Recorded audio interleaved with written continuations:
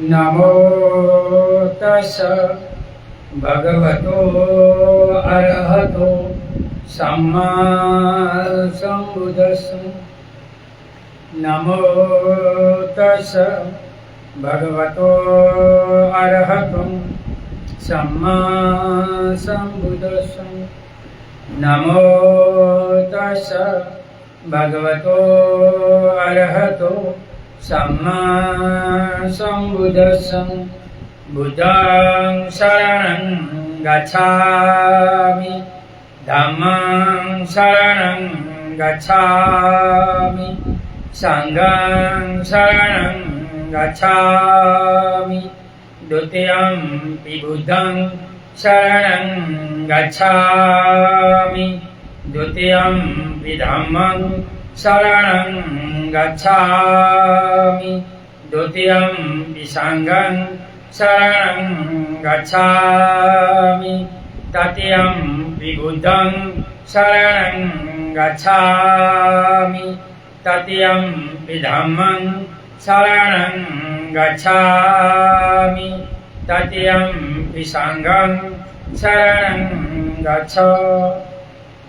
इतिपिसो भगवा अरहं सम्बुद्धो विद्याचरण संपन्नो सुगतो लोकविदु अनुत्तरो पुरुषधम्म सारथि सत्थ देवमनुष्यानं बुद्धो भगवन् स्वाखातो भगवता धम्मो सन्दीचिको अकालिको एहिपासिको औपनायिको पच्चतं विदितवो युतुम् सुपटिपन्नो भगवतो सावकसङ्गो उजुपटिपन्नो भगवतो सावकसङ्गो सामिति पटिपन्नो भगवतो सावकसङ्गो यदिदं चत्तारि पुरुषयुगानि अट्ठपुरुषपूगला एष भगवतो सावकसङ्गो आहुनेयो पाहुनेयो दक्षिणीयो अंजलिकरणीयो अनुत्तरं पुयं खेतं लोकसाखि। साधु साधु साधु। वर्षावास में अमर बोध विराट से भिक्षुपति तमपद गाथा गाकर आपको समझा रहे हैं।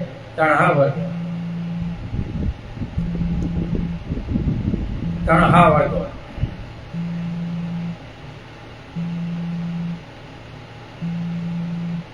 मुखं पुरे मुखं पश्यतु मुझे मुखं बस पारगु सबस्त विमुक्त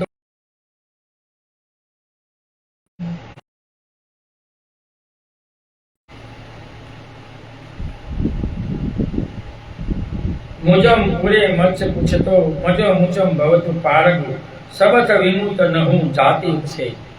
तो भगवान इस गाथा में कहते हैं कि भूत भविष्य और वर्तमान के सभी स्कंदों के प्रति तृष्णा बंधनों को त्याग कर संसार सागर के पार हो सभी से मन की मुक्ति करने वाला व्यक्ति उनके बाद जन्म और जरा भर नहीं प्राप्त करता।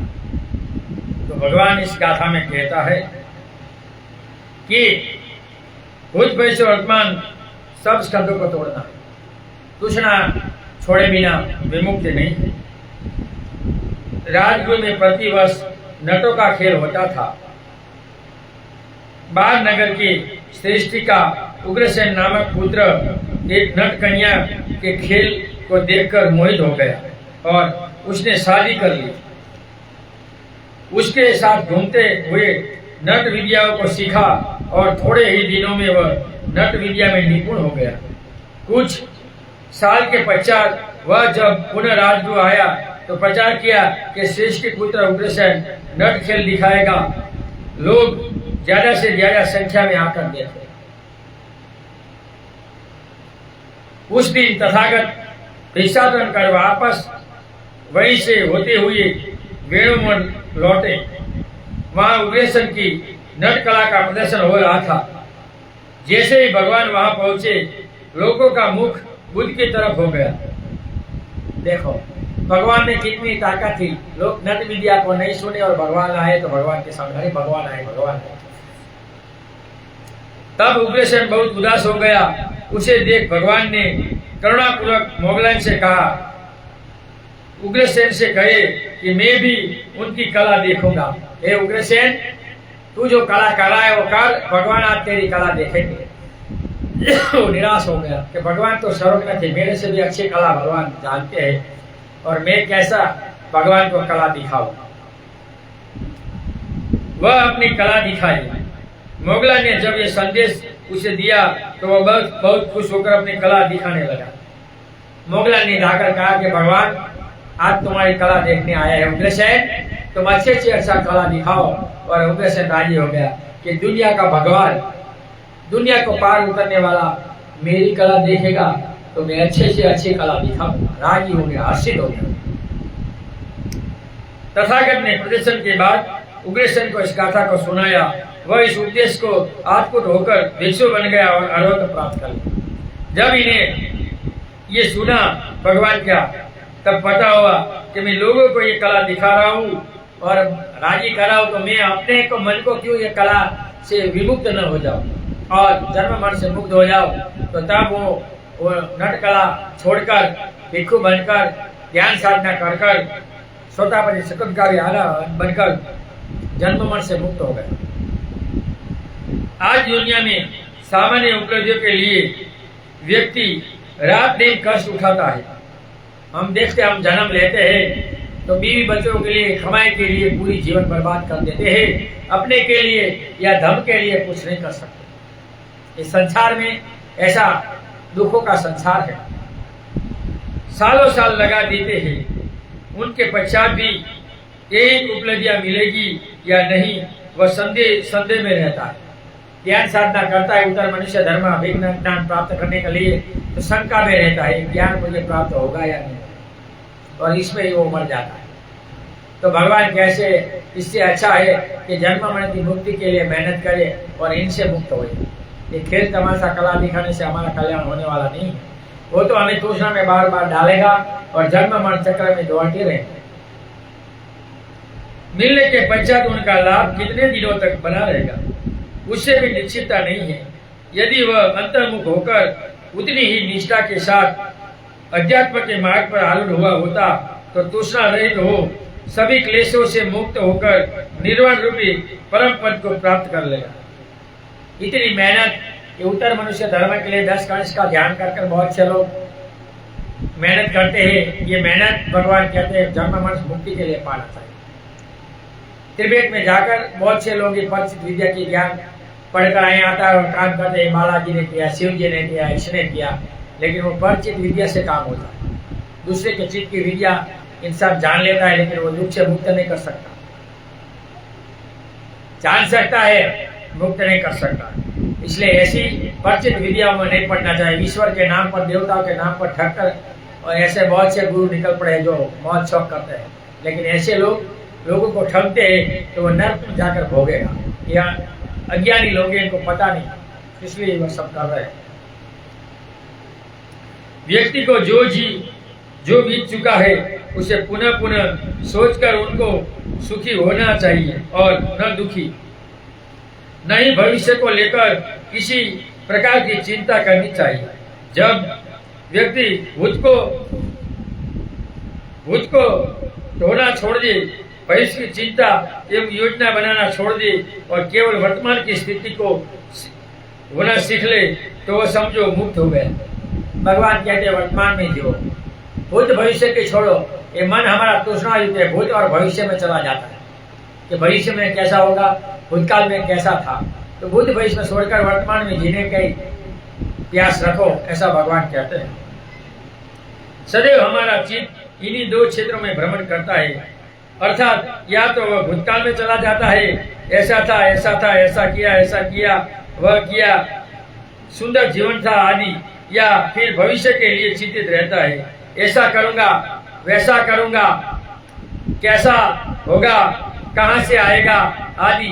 पाए बुद्ध भगवान व्यक्ति अपने भूतकाल का स्मरण करते रहता है, क्योंकि वह भविष्य में करने की क्षमता उसमें नहीं रहती।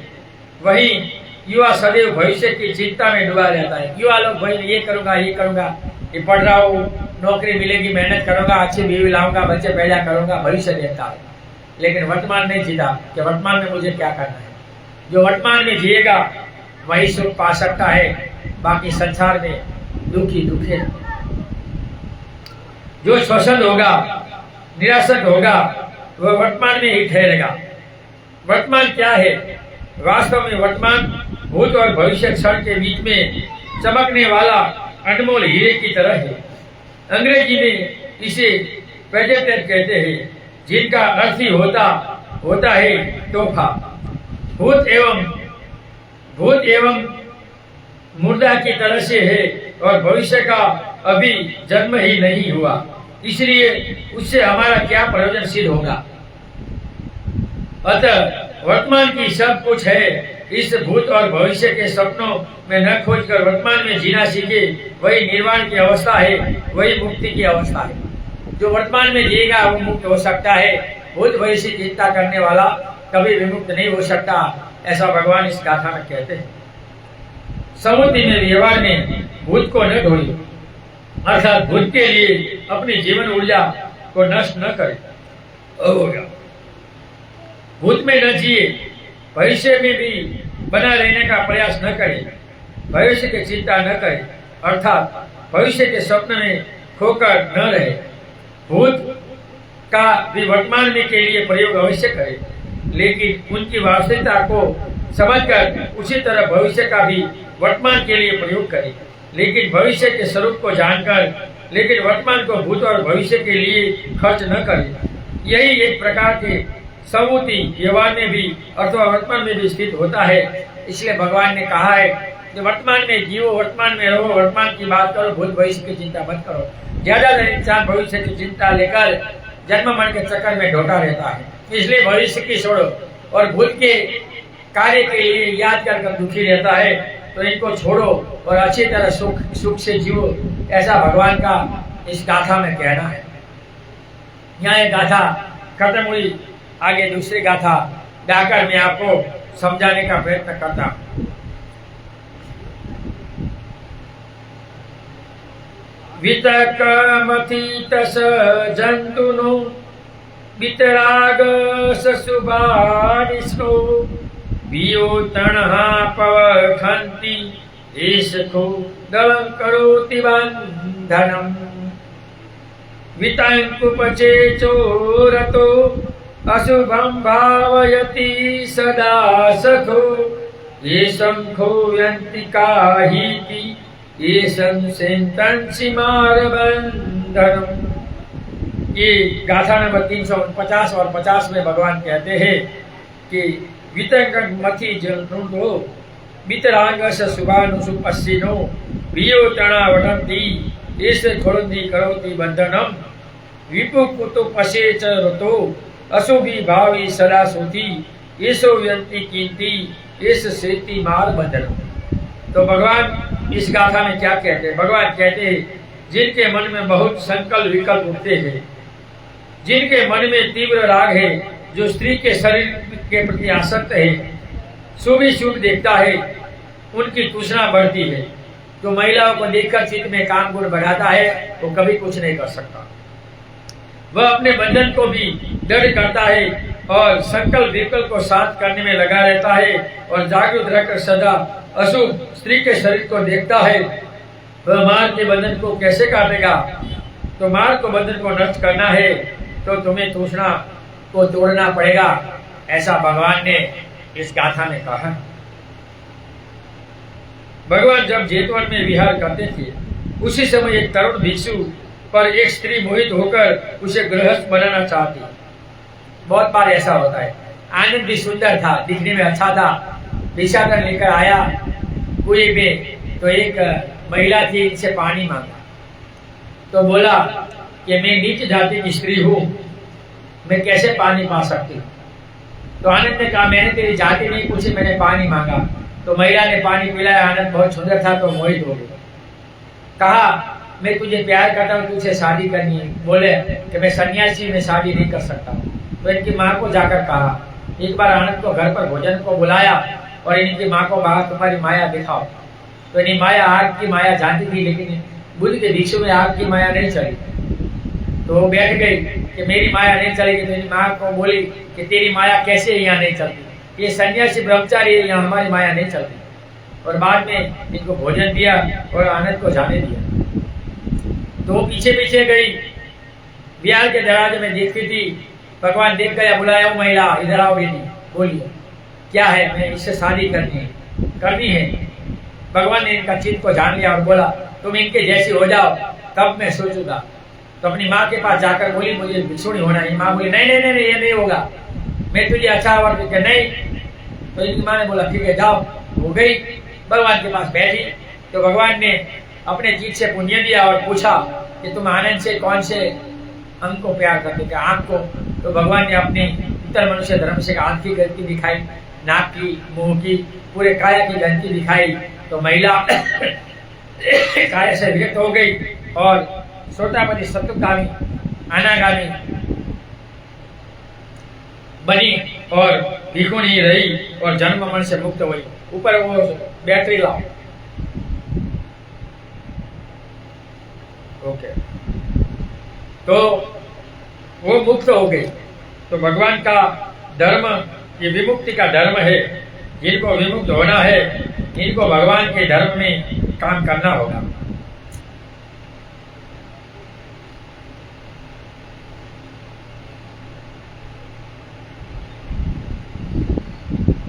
भगवान जब जेतवन में विहार करते थे उस समय एक तरुण भिक्षु स्त्री पर मोहित होकर गोश्त बनना चाहती थी। वह भिक्षु को नाना प्रकार का प्रलोभन देने लगी। अपने घर को बनते मेरे घर भोजन आओ और नखरा करने लगे। बाद में भिक्षु उनके लिए तैयार हो गया और चीवर छोड़कर गोश्त बनना चाहा। इस बात को जब भगवान ने सुना तब भगवान ने ये दो गाथा सुनाई। चार एंगल से भिक्षु चीवर छोड़कर भाग जाता है। भगवान कहता पानी से पानी है ना, समुद्र से वो बहता पानी से भगवान ने कहा कि पहला भय है वमल भय, जो पानी का लहर भय। दूसरा वमल भय, मगरमच्छ भय। तीसरा वमल भय और चौथा नरभक्ष मछली का भय। पहला भय है वमल भय कि इसका गुरु इनको ऐसे पात्र पकड़ो, एक बार भोजन करो, ये छोड़ो, ये करो। ये तो बहुत कठिन है, भाग जाता है। दूसरा भय होता है मगरमच्छ भय, भोजन का भय। 3 बार खाना छोड़ना पड़ता है। अच्छा, इसे संसार अच्छा है, चला जाता है। तीसरा वमल भय, इस संसार में जाता है तो संसार के काम गुणों को देखकर वो वापस चला जाए। और चौथा नरभक्ष भय, ये महिला, कोई महिला लालच देती है और चीवर उतार कर शादी कर लेता है। तो 4 एंगल से भिक्षु लोग चीवर उतार कर सामने लोग संसार में वापस चाहते हैं। ऐसा भगवान का कहना, ये वही हुआ।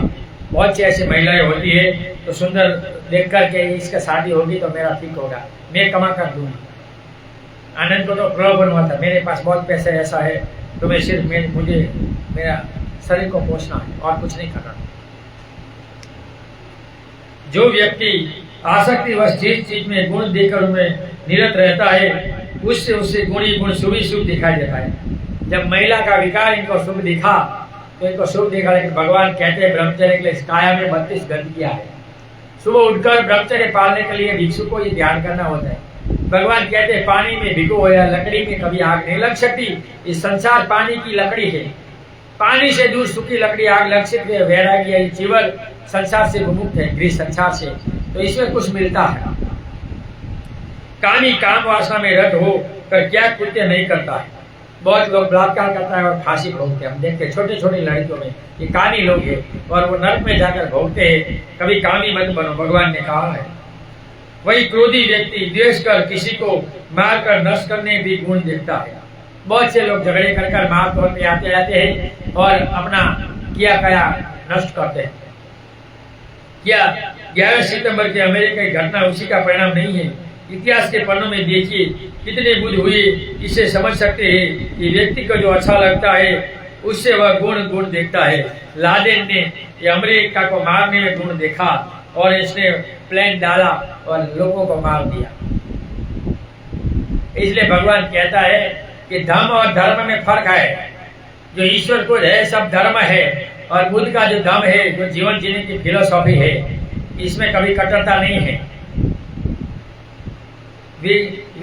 कामी स्त्री के शरीर को शुभ, पवित्र और शुभ मानकर देखता है। जो कामी लोग होता है, स्त्री को सुंदर देखता है, ओहो इनको भोगूंगा तो मुझे ठीक रहेगा, ऐसी बीवी होगी तो ठीक रहेगा। बहुत ऐसी बीवी कर वांडा भी रह जाते, मैंने देखा है। सुंदर सुंदर सुंदर 3 साल कभी नहीं मिलता। समय में जो है शादी करनी है तो कर लो। वही विपश्यना का साधक है, उसे 32 गतियों का भंडार संसार में पतित होने का मूल कारण मानते हैं। ये काया में 32 गति वो देखेगा, वो कभी वापस नहीं जाएगा। भगवान ने काम गुण को हड्डी खाते हुए कुत्ते से समझाया है। भगवान कहते हैं कसाई के घर कुत्ता जाता है, वो चिल्लाता है तो कसाई से मांस नहीं देता, हड्डी लो में बोलकर फेंकता है, और कुत्ता चबाता है अपने पेड़े और दांत से लो और बहुत मीठा। हम ऐसे काम गुण से अपनी आयु कम करते हैं। इस संसार में 12 प्रकार का दुख है जो जन्म लेता है। इसको वो दुख में संघर्ष से जीना है, सुख की अवहेलना नहीं रखनी है। कभी संसार में सुख नहीं मिलेगा। हम दुख को सुख और सुख को दुख समझे, वो संसार का सबसे बड़ा दुख है। स्त्री का एक शरीर शुभ और अशुभ दोनों ही हो सकता है। जैसे पीठ व्याध से ग्रस्त व्यक्ति शंख को पीला देखता है, वही निरोगी व्यक्ति सफेद सफेद पीला और सच को पहले देखते हैं। पीला देखने वाले को औषधि देखकर स्वस्थ होने पर वे श्वेत ही देखता है, लेकिन पीला नहीं। उसी प्रकार योगी का ज्ञान वास्तव का होता है, कामी का ज्ञान अवास्तविक होता है। जिनको गुजराती में कहते हैं कि कमला होता है, इनको पीला दिखता है।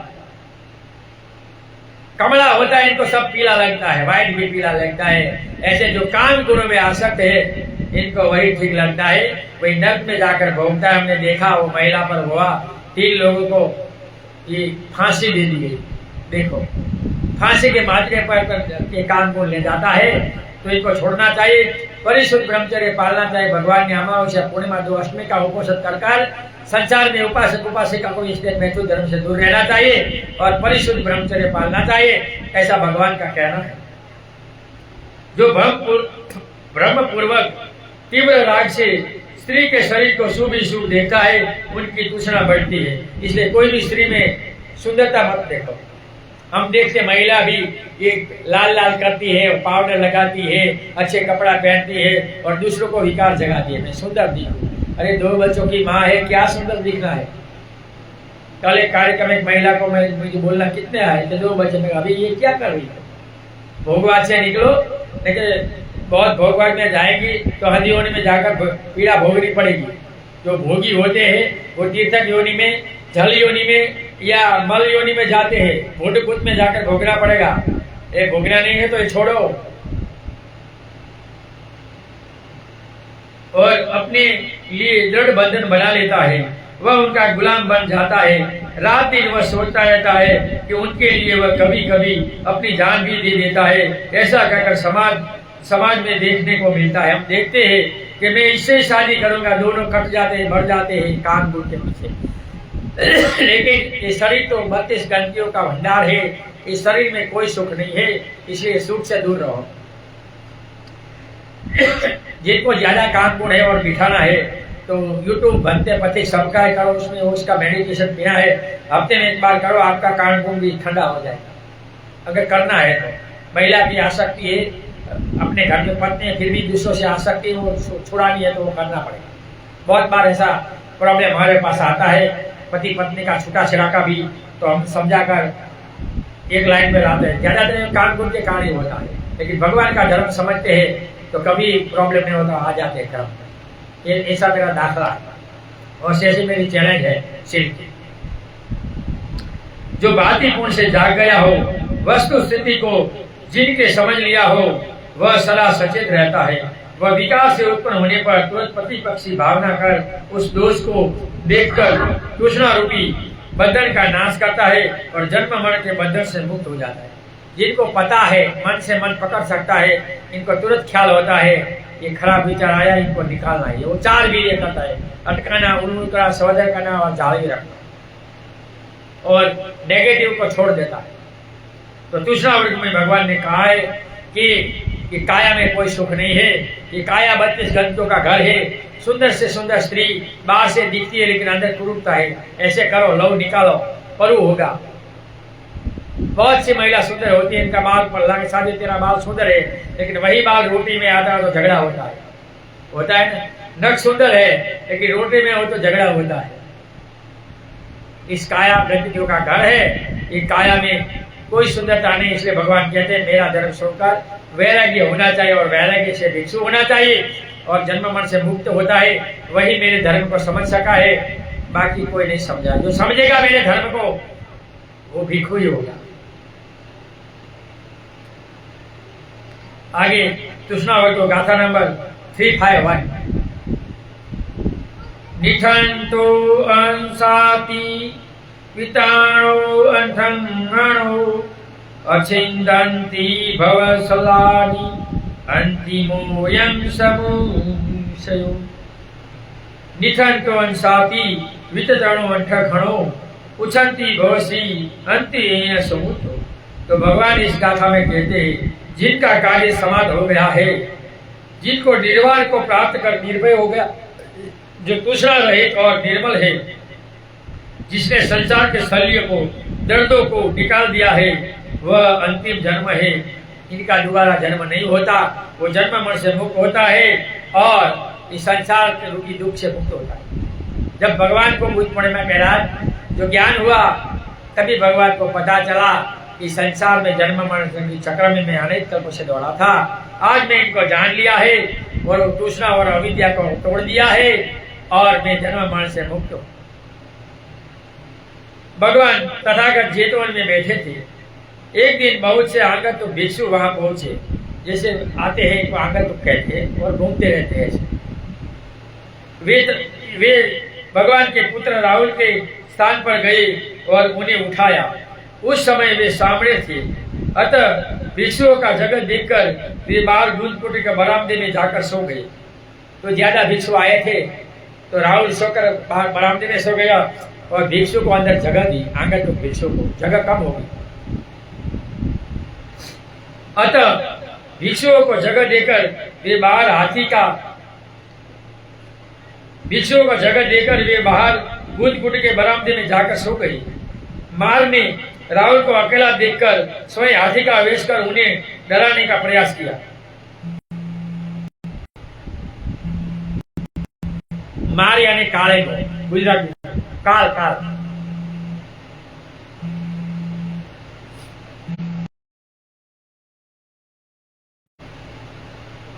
काल काल काल किसी को भेषो नहीं बनने देता, विमुक्त नहीं होने देता।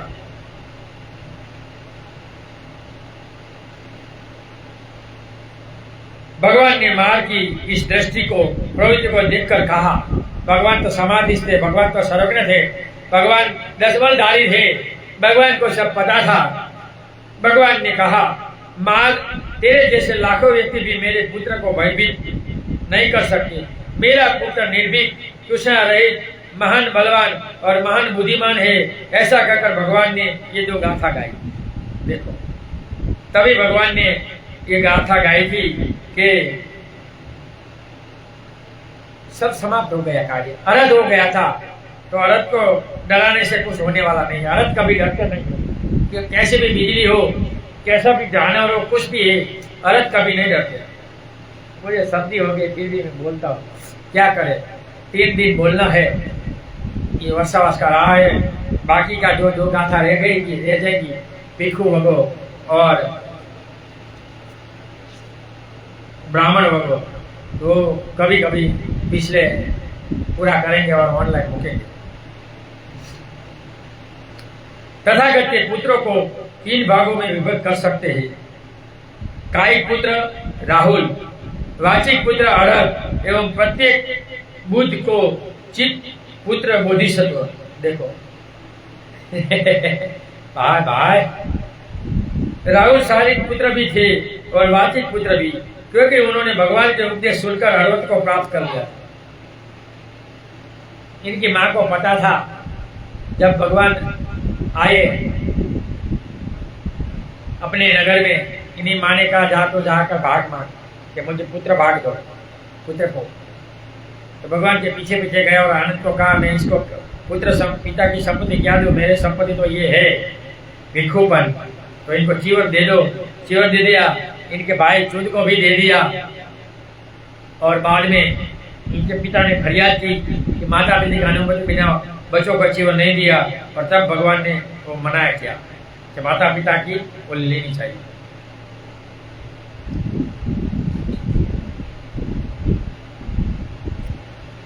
कई पुत्र वे होते हैं जो बुद्ध के उपदेशों को सुनकर व्यक्तिगत निर्वाण को प्राप्त कर लेते हैं। चित पुत्र वे कहलाते हैं जो उनके उपदेशों को सुनकर उनके उत्तराधिकारी बनते हैं। अर्थात बोधिसत्व जो व्यक्ति निर्वाण की प्राप्ति न कर प्राणी मात्र के हित के लिए सम्यक संबोधि को प्राप्त कर अनंत प्राणियों का कल्याण करते हैं, ये चित पुत्र ही बुद्ध के वास्तविक शिष्य कहलाते हैं। बुद्ध के मन पुत्र बनो, बुद्ध के आध्यात्मिक पुत्र बनो, शारीरिक नहीं। शरीर से कुछ होने वाला नहीं है। बुद्धों में माल का 4 प्रकार होता है। 4 काले का होता है। काले का गुजराती में 4 होता है। काल यानी काली को बोलते हैं। पहला है देवपुत्र मार्ग, जो काम धातु के 6वें परिणीत देवलोक में रहता है। क्या बोलते? देवपुत्र मार्ग, जो काम धातु के 6वें परिनिर्षित देवलोक, जो अदृश्य देवलोक है, 6 देवलोक मनुष्य के ऊपर है, इसमें वो रहता है। मार्ग 6वें लास्ट लोक में ये रहता है, अदृश्य लोक। यह अमानुष्य आत्माओं का राजा कहलाता है। जो जन्म मरण का जो चक्कर होता है, जो बाहर निकलता है तो वो बाहर निकल रखते, वो निकलने नहीं देता। जो ध्यान साधना करता है वहां कुछ बनकर को ध्यान में डिस्टर्ब करता रहता है। इसलिए भगवान ने कहा है कि माखी, मच्छर, कोई पशु, इनका जो काटता है वो दर्द को सहन करो। ध्यान समाधि में बैठो तो इसमें ध्यान मत दो। अगर तुम सही दिल से समाधि में होगे तो जहर भी तुझे कोई सांप का नहीं लगेगा। लेकिन तू पहले, दूसरे, तीसरे ध्यान में जाओगा तो मार तेरे पास आएगा, क्योंकि चौथे ध्यान से विमुक्त है और चौथे ध्यान से अभिज्ञान है। उत्तर मनुष्य धर्म प्राप्त होता है तो तुम मार से लड़ सकते हो, तो मार तीसरे ध्यान में तुझे डराने तो आएगा ही। यह विभिन्न रूप विकोविद कर लोगों के विघ्न उत्पन्न करता है। क्या बोलता है? वो अलग अलग रूप लेता है। अगर इनकी लड़की आई तो महिला का रूप लेकर वो इसको भ्रष्ट करता है। जैसे अनेक ऋषि मुनियों को भ्रष्ट किया, ब्रह्मचारियों को ब्रह्मचर्य खत्म कर दिया। जो ब्रह्मचर्य खत्म होता है वो निर्वाण नहीं पा सकता है, वो नरकगामी होता है। चिवर होते हुए मैथुन धर्म से दूर रहना चाहिए। सप्त ब्रह्मचर्य, 7 एंगल से ब्रह्मचर्य पालना होता है भिक्षु को। परिशूद्र संसार में नहीं होता, इसलिए तो ये चिवर लेते हैं।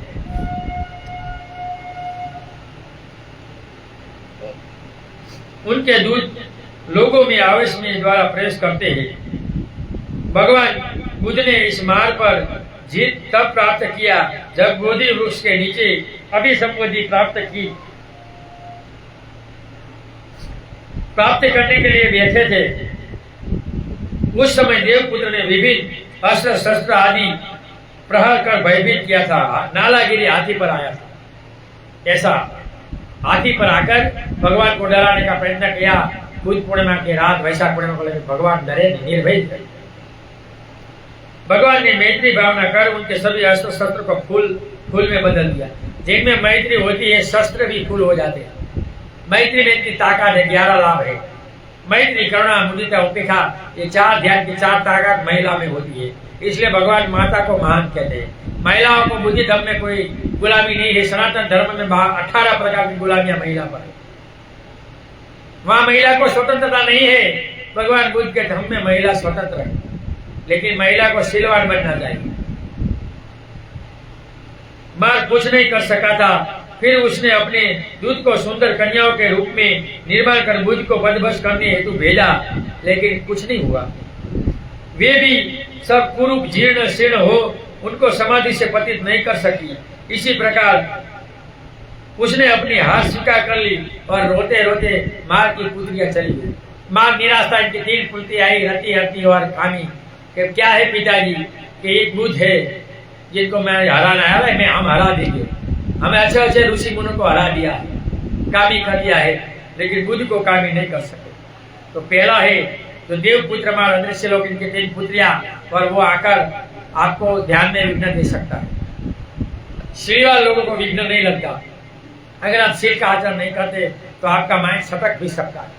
ध्यान में आप देखिए, शील पालन नहीं है, दूसरे ध्यान में गए, अगर मार आ गया तो आपका माइंड को चित्त को भ्रष्ट कर देता है और आपका चित्त सटक जाते हैं, आप भूल जाते हैं आप कौन, पागल हो जाते हैं। हम देखिए ध्यान में बहुत से लोग पागल होने का कारण ये मार है।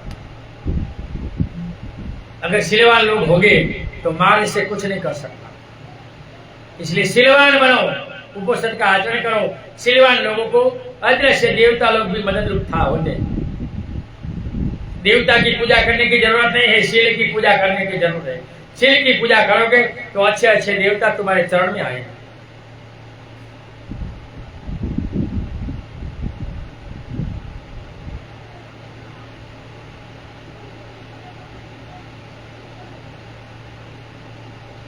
दूसरा मार्ग है क्लेश मार्ग।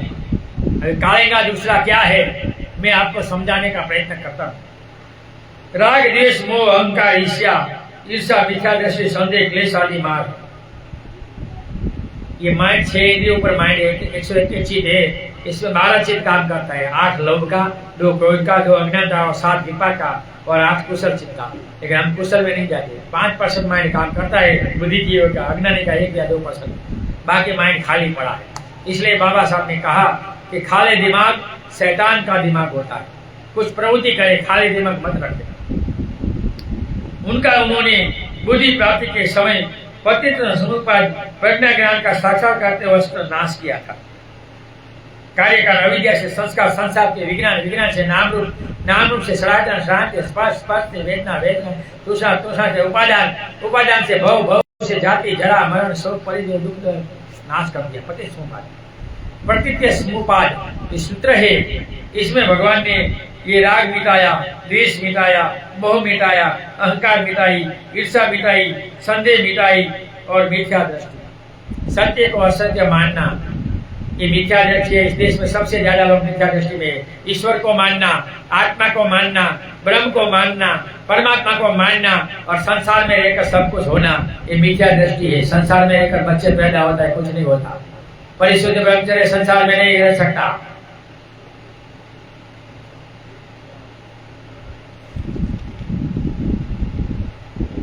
तीसरा मार्ग भगवान बताया है। देखो 4 मार्ग साधना में विकसित देता है। इसलिए शीलवान बनने जब तक तुम नहीं बनोगे तब तक तुम मार्ग से नहीं जीत सकते, तब तक तुम निर्वाण को प्राप्त नहीं कर सकते। इसलिए 7 विशुद्धि को पार करना पड़ता है निर्वाण के लिए। बिना विशुद्धि कुछ नहीं होता। तीसरा मार्ग है मृत्यु मार्ग। वैशाली में चूंद का भोजन कर भगवान बुद्ध को जब अतिसार हुआ तो वे परिनिर्वाण को प्राप्त करने वाले थे, क्योंकि उनकी आयु समाप्त हो गई थी। लेकिन 3 माह बाद सुभद्र को उनके हाथों प्रवजित होना था। इसी कारण उन्होंने अपनी आयु पूरी होने के पश्चात 3 माह के लिए अपनी आयु में वृद्धि की। देखो सुभद्र के लिए भगवान ने 3 माह की आयु बढ़ा दी, इसलिए आया ये चूंद के आहार से मरे। बहुत से लोगों को पता नहीं है कि सही यहाँ जानकारी भगवान की मिली हमें। उसी समय उन्होंने मृत्यु मार्ग पर विजय प्राप्त की थी। इसी प्रकार बुद्ध अपनी इच्छा अनुसार 3 माह के बाद सुभद्र को प्रवजित करते हुए मृत्यु को प्राप्त हुए। बहुत बोलते कि मृत्यु को पासा कौन ठेला है, तो भगवान बुद्ध ने 3 माह ठेला है सुभद्र के लिए। नहीं तो चूंद का जब खुराक खाया था तब मर जाते, तो खुराक खाने के बाद 3 महीने जिए और 3 महीने के बाद मरे। तो ये ताकत भगवान में थी। और बाद में भी आनंद को कहा, आनंद मैं चाहता था तो एक कल्प जी सकता हूं, लेकिन माल आनंद के चित्त में बैठ गया और यातना नहीं कर सका आनंद, और इनका लास्ट में संघ का दंड भोगना पड़ा। अगर मार बोला होता कि भगवान आप कृपया दिए, लेकिन मार इनके चित्त में बैठ गया था, इनके शरीर में प्रवेश कर गया था और वो कुछ बोल नहीं सका। वो आनंद की गलती, क्योंकि आनंद अर्थ नहीं था, इसलिए मार इसके शरीर में चला गया। अगर अर्थ होता तो इनके शरीर में मार नहीं जा सकता।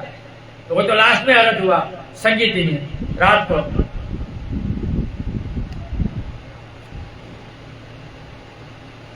और चौथा मार है खंड मार। कर्म क्लेश से उत्पन्न यह शरीर भी एक प्रकार का मार है।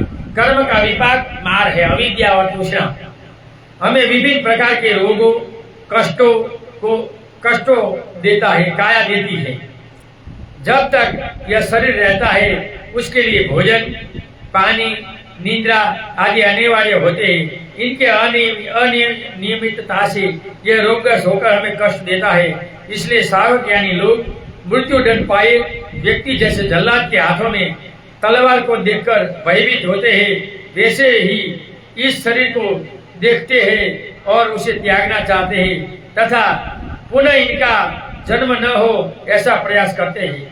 भगवान ने इस खंड रूपी मार्ग का प्रहरण कुशीनगर में शरीर त्यागने के बाद रामबार में चिता देखकर किया था। देखो, भगवान ने स्कंद मार्ग कब किया था कि कुशीनगर में शरीर त्यागने के बाद रामबार में चिता को देखकर। तो भगवान सर्वज्ञ थे। यहाँ हम देख सकते हैं भगवान कितने विद्वान, कितने महान और कितने अच्छे थे। तो ये 4 मार्ग है जो हमें निर्वाण प्राप्त नहीं होने देते। भगवान ने कहा तो पहला हमारा देवपुत्र मार्ग जो अदृश्य लोक में छठे परिनिष्ठित देश में रहता है और इनकी पुत्री और सब बच्चों के साथ अदृश्य लोक से वो दृश्य होकर आता है और लोगों को मुक्त नहीं होने देता। दूसरा है क्लेश मार्ग, राग, द्वेष, मोह, ईर्षा, अहंकार, वो इनकी वजह से ही होता है। और तीसरा है मृत्यु मार्ग, तो जो भोजन खाने से भगवान मरे तो ये मृत्यु भी एक मार्ग है, इनको लोगों का डर लगता है। और चौथा है खंड मार्ग, तो ये काया रूपी जो जन्म बनता है कर्म क्लेश, वो भी एक मार्ग है। काम तृष्णा, विभव तृष्णा और भव तृष्णा, ये मार्ग है। तृष्णा एक मार्ग है और इनकी वजह से ये जन्म मरण चक्र चलता रहता है। और भगवान ने वो सब निकाल दिए थे, तोड़ दिए थे। तभी भगवान कहते हैं बुद्ध पूर्णिमा की रात कि अनेक जाति संसारा, ये जन्म मरण रूपी चक्र में अनेक कल्पोत्तर में दौड़ा और आज मैं जन्म मरण से मुक्त हो गया हूँ, ऐसा भगवान ने तभी कहा था। सामने राहुल ने अरहत्व प्राप्त कर लिया था। काम तृष्णा, भव तृष्णा और विभव तृष्णा का समूल नाश हुआ था। काम तृष्णा यानी स्त्री का आकर्षण नहीं था, खाने पीने का आकर्षण नहीं था, इसलिए भिक्षु भिक्षा पात्र में खाता है, स्वाद नहीं लेता है, एक बार भोजन लेता है, छोड़ना पड़ता है। आहार की तृष्णा, एक वस्त्र में जीता है, वस्त्र की तृष्णा तोड़ने के लिए भगवान ने 227 नियम दिए हैं। अगर किसी को पढ़ना है तो बनते पथिक यूट्यूब मेरी जो चैनल है इसमें 227 सील में बोलता हूँ गुजराती में। आप गुजरात के लोग पढ़कर समझ सकते हैं कि भिक्षु को कितने सील है। अगर आपको सुनना है तो और सब्सक्राइब करें हमारे चैनल बनते पथिक, जिससे अपने शरीर के प्रति आसक्ति त्याग दी हो, क्लेश का नाश कर लिया हो, उसे मार्ग का विघ्न कैसे पहुंच सकता है। ये मृत्यु मार्ग से पर हो गए, खंड मार्ग से पर हो गए और आगे का ये क्लेश मार्ग से जो मुक्त हो गए हैं, तो इसे मृत्यु मार्ग, हकीकत मार्ग इनका कालेगा क्या कर सकता है? कुछ नहीं कर सकता।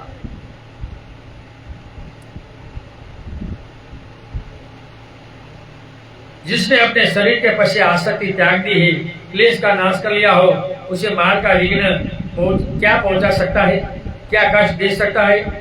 वही तो उस व्यक्ति के अंदर होता है जिनके प्रति आसक्ति होती है। राग के कारण संसार में दुख है। हर मनुष्य के चित्त में 5 आसक्तियां पड़ी है। डर पड़ा है। पहला डर है मृत्यु का, दूसरा है देवी देवता पीर पैगंबर का, तीसरा भूत प्रेत का, चौथा हिंसक प्राणी जहरे पशुओं का और 5वां लोग क्या करेंगे। इंसान इसमें ही डरते रहते हैं और जन्म मन के लिए, अरहत बनने के लिए, निवृत्ति के लिए कुछ नहीं करते। जिनके नाम यश आदि की चिंता होती है, जिन लोगों ने अनेक आशाएं हैं, जो निराशक्त, आशारहित और तुषारहित हो, उनका मार्ग क्या कर सकता है? जो जिनमें आशा नहीं है, आशा मर गई, तुषा मर गई, इनको मार्ग या कालेगा कुछ नहीं कर सकता। लेकिन जिनको है, इनको तो तुरंत पकड़ लेता है। मालवा लता की तरह आगे आया ना कि मालवा लता नाम का वृक्ष, जब वृक्ष पर वो उगता है छोड़, वो वेल, तो इतनी बढ़ती है कि वृक्ष को नीचे गिरना पड़ता है, इनको सूर्य प्रकाश नहीं मिलता और इनको मार देता है। वैसे ही दूसरा इंसान को जन्म मरण के चक्कर में दौड़ाती। खुले आकाश में वार करने से क्या आकाश का कुछ होगा? कोई बोलता मैं तलवार से आकाश को मार दूं तो क्या आकाश को कुछ लगेगा? कुछ नहीं लगेगा। यहाँ तक कि शरीर को भी चोट नहीं पहुंचा सकता। शरीर को कुछ हो भी जाए उसे पीड़ा नहीं होती, क्योंकि शरीर के प्रति उनका कोई आग्रह एवं आसक्ति नहीं होती। जिन लोगों को शरीर की आसक्ति नहीं होती वो ऑपरेशन में कहता है नशा नहीं लगाने को बना दो। मैंने बहुत से ऐसे लोग देखे कि वो ऑपरेशन शुरू होता है भान में आ गया हो, लेकिन जिनको शरीर की आसक्ति नहीं, दुख सहन करने की शक्ति होती है, वो देखते रहते क्या करते। आसक्ति करे पीड़ा होगी, मर गया, चोटो पकड़ो पकड़ो। इंजेक्शन में ऐसा होता है बहुत बार, लोगों को पकड़ कर इंजेक्शन देना पड़ता है। जैसे व्यक्ति गहरी नींद में हो उस समय क्या शरीर की पीड़ा उसे पीड़ित कर सकती है? दुख तो जागृति में होता है, सोने के बाद नहीं होता है। उठता है तो दर्द होता है। जिसे अपने चित्त को जैसे मरे शरीर को अलग चित्त को हो जाता है, उसी प्रकार अलग कर दिया हो, ऐसे व्यक्ति को क्या कोई चोट पहुंचा सकता है? जिनका शरीर से जीते जी चित्त अलग हो जाता है, निर्वाण पा लेते हैं, इनको भगवान कहते हैं कि कभी कोई प्रॉब्लम नहीं होता।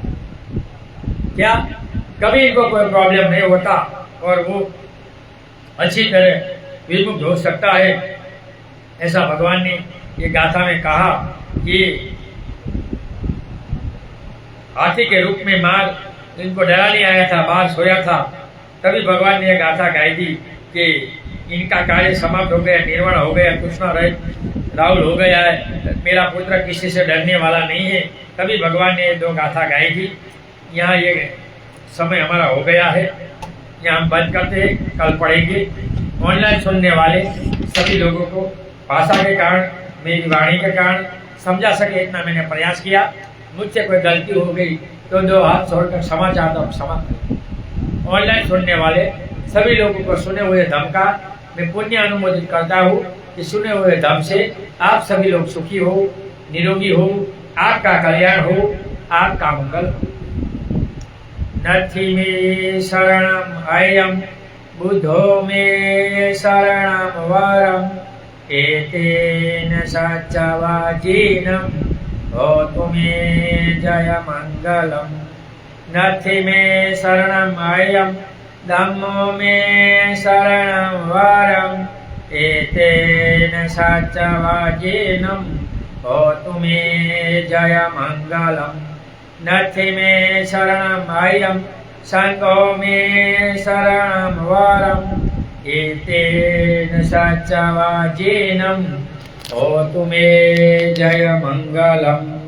नमो बुधाय, नमो धम्माय, नमो संघाय। साधु साधु साधु। सबका मंगल हो, सबका कल्याण हो, सब सुखी हो, सब सुखी हो, सब सुखी हो। ये वीडियो आप बनते पथिक यूट्यूब में देख सकते हैं, सब्सक्राइब करो। नमो बुद्धाय।